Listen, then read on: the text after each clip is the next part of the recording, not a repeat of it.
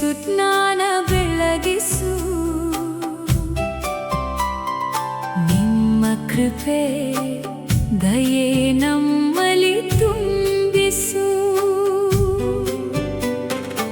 ಎಲ್ಲವೂ ಇರುವುದು ನಿಮ್ಮಿಂದ ನಿಮಗಾಗಿ.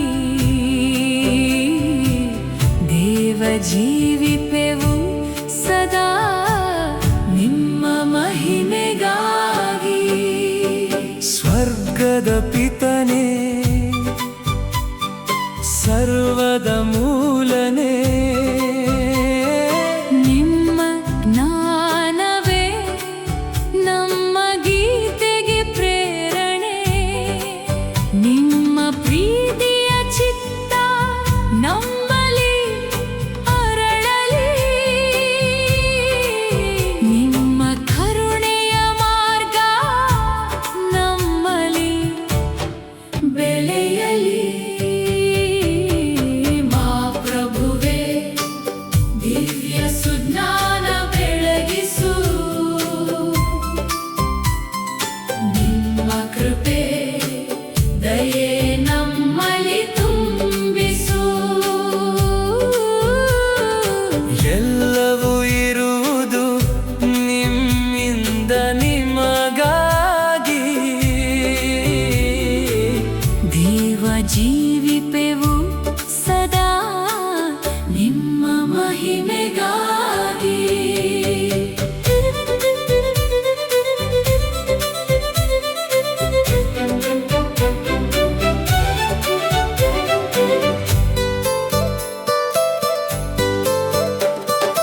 ಯೇಸು ಕ್ರಿಸ್ತರೇ, ಜೀವಂತ ದೇವ ಪುತ್ರರೇ, ಪಿತನು ಪ್ರಕಟಿಸಿದ ನಮ್ಮ ರಕ್ಷಕರೇ.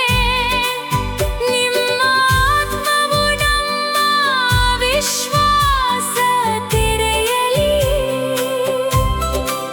ಸತ್ಯ ಕೃಪೆಯು ನಮ್ಮ ಸುವಾರ್ತೆಯಾಗಲಿ.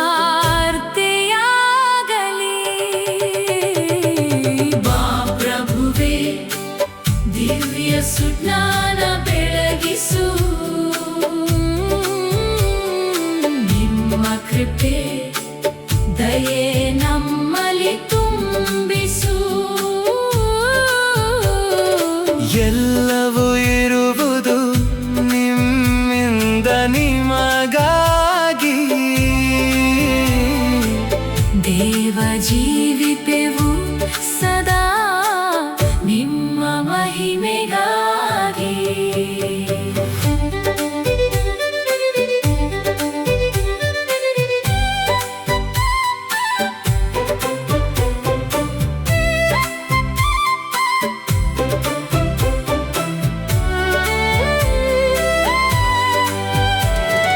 ಸಾರುವೆವು ಕ್ರಿಸ್ತರೇ ಪ್ರಭು ಎಂದು. ಸ್ತುತಿಪೆವು ಪಿತನ ಪುತ್ರನ ಎಂದೆಂದು. ಕರೆದಿಹೆ ನಮ್ಮ ವಿಶ್ವಾಸ ಬಂಡೆ ಎಂದು. ತೆರೆಯಲು ಸ್ವರ್ಗದ ಬಾಗಿಲು ಎಂದೆಂದು.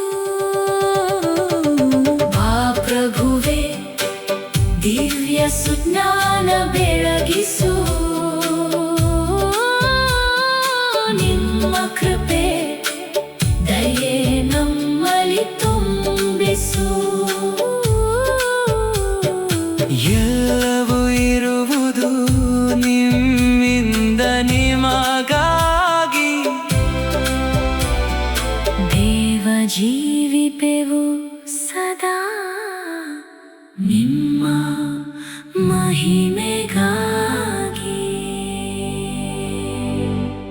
ಪ್ರಿಯ ಸಹೋದರ ಸಹೋದರಿಯರೇ, ಸಾಧಾರಣ ಕಾಲದ 21ನೆಯ ಭಾನುವಾರದ ವಾಚನಗಳು ನಮ್ಮನ್ನು ಸರ್ವೇಶ್ವರನ ಚಿತ್ತ ಎಂಬ ನಿಗೂಢ ರಹಸ್ಯವನ್ನು ಅರಿಯಲು ಆಹ್ವಾನಿಸುತ್ತದೆ. ಸರ್ವೇಶ್ವರನ ಸುಜ್ಞಾನವು ಮಾನವ ಲೆಕ್ಕಾಚಾರ ಮತ್ತು ವಿವೇಕವನ್ನು ಮೀರಿದರೂ ಕ್ರಿಸ್ತನ ಮೂಲಕ ಮತ್ತು ಆತನು ಆಯ್ಕೆ ಮಾಡಿದ ದಾಸರ ಮೂಲಕ ತನ್ನ ಚಿತ್ತವನ್ನು ನಮಗೆ ಪ್ರಕಟಿಸುತ್ತಾನೆ. ಪ್ರೇಷಿತ ಪೌಲನ ಪ್ರಕಟಣೆ, ಸರ್ವೇಶ್ವರನ ಚಿತ್ತವನ್ನು ತಿಳಿದವರಾರು, ಆತನ ಸಲಹೆಗಾರರಾದವರು ಯಾರು ಎಂಬ ಪ್ರಶ್ನೆಗಳು ಇಂದಿನ ವಿಷಯಕ್ಕೆ ಪವಿತ್ರ ಗ್ರಂಥದ ಆಧಾರವನ್ನು ಒದಗಿಸುತ್ತವೆ. ದೇವರ ಚಿತ್ತ ಅಗಾಧ, ಸಾರ್ವಭೌಮ. ಮಾನವ ಬುದ್ಧಿ ಅದನ್ನು ಗ್ರಹಿಸುವುದು ಕಷ್ಟ. ಆದರೂ ಸರ್ವೇಶ್ವರನು ಕೃಪೆಯಿಂದ ತನ್ನ ಚಿತ್ತವನ್ನು ನಮಗೆ ಪ್ರಕಟಿಸುತ್ತಾನೆ. ಪ್ರವಾದಿ ಯೆಶಾಯನ ಗ್ರಂಥ ತಿಳಿಸುವಂತೆ ಅರಮನೆಯ ಮೇಲ್ವಿಚಾರಕ ಶಬ್ನ ತನ್ನ ಸ್ಥಾನವನ್ನು ದುರುಪಯೋಗಪಡಿಸಿಕೊಂಡನು. ಆಗ ಸರ್ವೇಶ್ವರ ನಂಬಿಗಸ್ತ ದಾಸನಾದ ಹಿಲ್ಕಿಯನ ಮಗ ಎಲಿಯಾಕೀಮನನ್ನು ಆರಿಸಿಕೊಂಡರು. ಶಬ್ನನನ್ನು ತೆಗೆದು ಹಾಕುವರು. ಎಲಿಯಾಕೀಮನಿಗೆ ವಸ್ತ್ರವನ್ನು ತೊಡಿಸಿ ಅಧಿಕಾರವನ್ನು ನೀಡಿ ತಂದೆಯ ಸ್ಥಾನದಲ್ಲಿ ಅವನನ್ನು ದೃಢಪಡಿಸಲಾಗುವುದು. ಇಲ್ಲಿ ಉಪಯೋಗಿಸಿದ ಕ್ರಿಯಾಪದಗಳು ಅಧಿಕಾರ, ದೇವರಿಂದ ದೊರಕುವ ಜವಾಬ್ದಾರಿಯುತ ಸೇವೆ ಮತ್ತು ತಂದೆಯ ಪಾಲನೆ ಎಂಬುದನ್ನು ತಿಳಿಸುತ್ತವೆ. ಎಲಿಯಾಕೀಮನು ಜೆರುಸಲೇಮಿನ ನಿವಾಸಿಗಳಿಗೆ ತಂದೆಯಂತೆ ಇರುವವನಾಗುತ್ತಾನೆ. ಇದು ಜವಾಬ್ದಾರಿಯುತ ನಾಯಕತ್ವ ಮತ್ತು ಕಾಳಜಿಯ ಆಡಳಿತವನ್ನು ಸೂಚಿಸುತ್ತದೆ. ದಾವೀದನ ಮನೆತನದ ಅಧಿಕಾರವನ್ನು ಅವನ ಹೆಗಲ ಮೇಲೆ ಹೊರಿಸುವನು ಎಂಬುದು ಅವನಿಗೆ ವಹಿಸಲಾದ ರಾಜಕೀಯ ಮತ್ತು ಆಡಳಿತಾತ್ಮಕ ಅಧಿಕಾರವನ್ನು ಸೂಚಿಸುತ್ತದೆ. ಬಾಗಿಲನ್ನು ತೆರೆಯುವುದು ಮತ್ತು ಮುಚ್ಚುವುದು ಎಂದರೆ ಪ್ರವೇಶವನ್ನು ನೀಡುವುದು ಅಥವಾ ನಿರಾಕರಿಸುವುದು. ಬಂಧಿಸುವ ಮತ್ತು ಬಿಡುಗಡೆಗೊಳಿಸುವ ಅಧಿಕಾರವನ್ನು ಜವಾಬ್ದಾರಿಯಿಂದ ನಿರ್ವಹಿಸುವುದು. ಅವನು ತೆರೆದ ಬಾಗಿಲನ್ನು ಯಾರೂ ಮುಚ್ಚರು, ಅವನು ಮುಚ್ಚಿದ ಬಾಗಿಲನ್ನು ಯಾರೂ ತೆರೆಯರು ಎಂಬ ಮಾತು ಅಧಿಕಾರದ ಅಂತಿಮ ಮೂಲ ದೇವರ ಸಾರ್ವಭೌಮತ್ವವೇ ಎಂಬುದನ್ನು ಘೋಷಿಸುತ್ತದೆ. ರೋಮನರಿಗೆ ಬರೆದ ಪತ್ರದಲ್ಲಿ ಪ್ರೇಷಿತ ಪೌಲ ಇಸ್ರಾಯೇಲರ ಆಯ್ಕೆಯ ರಹಸ್ಯ, ದೈವ ಕರುಣೆ ಮತ್ತು ರಕ್ಷಣೆಯ ಯೋಜನೆಯನ್ನು ಚಿಂತಿಸಿದ ನಂತರ ಈ ಸ್ತುತಿ ಘೋಷಣೆಯನ್ನು ವ್ಯಕ್ತಪಡಿಸುತ್ತಾನೆ. ಓ, ಎಷ್ಟು ಆಳ ದೇವರ ಸುಜ್ಞಾನದ ಮತ್ತು ತಿಳುವಳಿಕೆಯ ಸಮೃದ್ಧಿ! ಎಷ್ಟು ಅಗಾಧ ಅವರ ತೀರ್ಪುಗಳು, ಎಷ್ಟು ನಿಗೂಢ ಅವರ ಹಾದಿಗಳು! ಇಲ್ಲಿ ನಾವು ತಿಳಿಯುವುದು, ಮಾನವ ದೇವರ ಚಿತ್ತ ಮತ್ತು ಯೋಜನೆಯನ್ನು ಸಂಪೂರ್ಣವಾಗಿ ಗ್ರಹಿಸಲಾರನು ಎಂದು. ಆದ್ದರಿಂದಲೇ ಪೌಲ ಸರ್ವೇಶ್ವರನ ಚಿತ್ತವನ್ನು ತಿಳಿದವರು ಯಾರು, ಅವರ ಸಲಹೆಗಾರರಾದವರು ಯಾರು ಎಂದು ಪ್ರಶ್ನಿಸುತ್ತಾನೆ. ಆದರೆ ಇದು ನಮ್ಮ ಮತ್ತು ದೇವರ ನಡುವಿನ ದೂರ ಅಲ್ಲ. ಎಲ್ಲವೂ ಅವರಿಂದ ಮತ್ತು ಅವರ ಮೂಲಕ ಮತ್ತು ಅವರಿಗಾಗಿ ಎಂಬ ವಾಕ್ಯವು ದೈವ ಸಾಮೀಪ್ಯವನ್ನು ನಮಗೆ ನೆನಪಿಸುತ್ತದೆ. ಕ್ರಿಸ್ತರಲ್ಲಿ ಈ ದೈವಿಕ ರಹಸ್ಯ ಪೂರ್ಣತೆಯನ್ನು ಪಡೆಯುತ್ತದೆ, ಏಕೆಂದರೆ ಕ್ರಿಸ್ತರಲ್ಲಿ ದೇವರ ರಕ್ಷಣಾತ್ಮಕ ಸುಜ್ಞಾನ ಮತ್ತು ಚಿತ್ತ ನಮಗೆ ಪ್ರಕಟಿತವಾಗಿದೆ. ಹೀಗಾಗಿ ಪೌಲ ದೈವಶಾಸ್ತ್ರೀಯ ಚಿಂತನೆಯಿಂದ ಆರಾಧನೆ ಮತ್ತು ಸ್ತುತಿಗೀತೆಯತ್ತ ಸಾಗುತ್ತಾನೆ. ಆದುದರಿಂದ ದೇವರ ರಹಸ್ಯಕ್ಕೆ ನಮ್ಮ ಯೋಗ್ಯ ಪ್ರತಿಕ್ರಿಯೆ ವಿನಯ, ವಿಶ್ವಾಸ, ಸ್ತುತಿ ಮತ್ತು ದೇವರ ಕರುಣೆಯಲ್ಲಿ ಪಾಲ್ಗೊಳ್ಳುವ ಜೀವನವಾಗಿದೆ. ಮತ್ತಾಯನ ಶುಭ ಸಂದೇಶದಲ್ಲಿ ಯೇಸುವಿನ ಸಂಭಾಷಣೆ 3 ಹಂತಗಳಲ್ಲಿ ಪ್ರಕಟಿತವಾಗುತ್ತದೆ. ಜನರು ನನ್ನನ್ನು ಯಾರೆಂದು ಹೇಳುತ್ತಾರೆ, ನೀವು ನನ್ನನ್ನು ಯಾರೆಂದು ಹೇಳುತ್ತೀರಿ? ಮತ್ತು ಪೇತ್ರನಿಗೆ ದೊರೆತ ಪ್ರಕಟಣೆ. ಜನರ ಅಭಿಪ್ರಾಯಗಳು ಯೇಸುವಿಗೆ ವಿವಿಧ ಹೆಸರುಗಳನ್ನು ನೀಡುತ್ತವೆ. ಆದರೆ ಪೇತ್ರನಿಗೆ ದೊರೆತ ದೈವಿಕ ಪ್ರಕಟಣೆ ಹೀಗಿದೆ: ನೀವು ಕ್ರಿಸ್ತರು, ಜೀವಂತ ದೇವರ ಪುತ್ರರು. ಯೇಸು ಪೇತ್ರನನ್ನು ಕ್ರಮವಾಗಿ ಜೋನನ ಮಗ ಸೀಮೋನ್ ಮತ್ತು ಪೇತ್ರ ಅಂದರೆ ಬಂಡೆ ಎಂದು ಕರೆಯುತ್ತಾರೆ. ಸೀಮೋನ್ ಎಂಬ ಹೆಸರು ಅವನ ವೈಯಕ್ತಿಕ ಗುರುತನ್ನು ನೆನಪಿಸುತ್ತದೆ. ಜೋನನ ಮಗ ಎಂಬುದು ಅವನ ಮಾನವೀಯ ವಂಶ ಪಾರಂಪರ್ಯವನ್ನು ಸೂಚಿಸುತ್ತದೆ. ಆದರೆ ಪೇತ್ರ ಅಥವಾ ಬಂಡೆ ಎಂಬ ಹೆಸರು ಅವನಿಗೆ ನೀಡಲ್ಪಟ್ಟ ಹೊಸ ದೈವ ಕರೆಯನ್ನು ಮತ್ತು ಧ್ಯೇಯವನ್ನು ಸೂಚಿಸುತ್ತದೆ. ಈ ಘೋಷಣೆಯ ಮೂಲ ಮಾಂಸ ಮತ್ತು ರಕ್ತವಲ್ಲ, ಸ್ವರ್ಗದಲ್ಲಿರುವ ಪಿತನೇ ಈ ಸತ್ಯವನ್ನು ಪ್ರಕಟಿಸುತ್ತಾನೆ. ಆದ್ದರಿಂದ ಪೇತ್ರನ ವಿಶ್ವಾಸ ಘೋಷಣೆ ಕೇವಲ ವೈಯಕ್ತಿಕ ನಂಬಿಕೆಯ ವ್ಯಕ್ತಿ ಅಲ್ಲ, ಅದು ಧರ್ಮಸಭೆಯ ಸಭಾತ್ಮಕ ಮತ್ತು ಪ್ರಸರಣಾತ್ಮಕ ಧ್ಯೇಯವನ್ನು ಹೊಂದಿದೆ. ಅಂದರೆ ಕ್ರಿಸ್ತರನ್ನು ವಿಶ್ವಾಸದಿಂದ ಘೋಷಿಸುವ ಅಡಿಪಾಯದ ಮೇಲೆ ಧರ್ಮಸಭೆ ಸ್ಥಾಪಿತವಾಗಿದೆ. ಇಲ್ಲಿ ಸ್ವರ್ಗ ರಾಜ್ಯದ ಕೀಲಿ ಕೈಗಳು ಪ್ರವಾದಿ ಯೆಶಾಯ ಸೂಚಿಸಿದಂತೆ ಜವಾಬ್ದಾರಿಯುತ ಅಧಿಕಾರಕ್ಕೆ ಪ್ರತೀಕ. ಬಂಧಿಸುವುದು ಮತ್ತು ಬಿಡಿಸುವುದು ಎಂಬ ಅಧಿಕಾರವು ದೇವರ ರಾಜ್ಯದ ಸೇವೆಗಾಗಿ ನೀಡಲ್ಪಟ್ಟ ಆಧ್ಯಾತ್ಮಿಕ ಜವಾಬ್ದಾರಿಯನ್ನು ಸೂಚಿಸುತ್ತದೆ. ಹೀಗಾಗಿ ವಿಶ್ವಾಸಿಗಳು ಜನಾಭಿಪ್ರಾಯಗಳನ್ನು ಮೀರಿ ವಿಶ್ವಾಸದ ಘೋಷಣೆಯತ್ತ, ಶಿಷ್ಯತ್ವದತ್ತ ಮತ್ತು ಸುವಾರ್ಥ ಸೇವೆಯತ್ತ ಸಾಗಬೇಕಾಗಿದೆ.